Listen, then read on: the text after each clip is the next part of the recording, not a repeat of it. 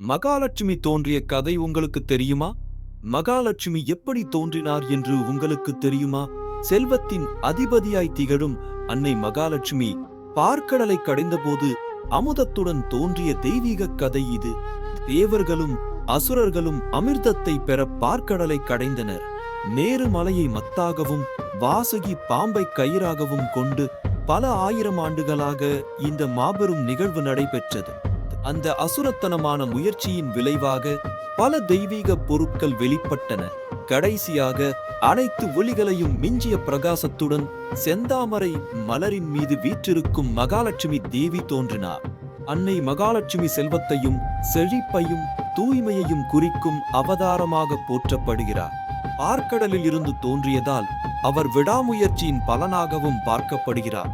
அம்மா மகாலட்சுமியின் அருளில் உங்கள் முயற்சிகள் எப்போது வெற்றியடையும் என்பதை கண்டுபிடிக்க தயாராகுங்கள்.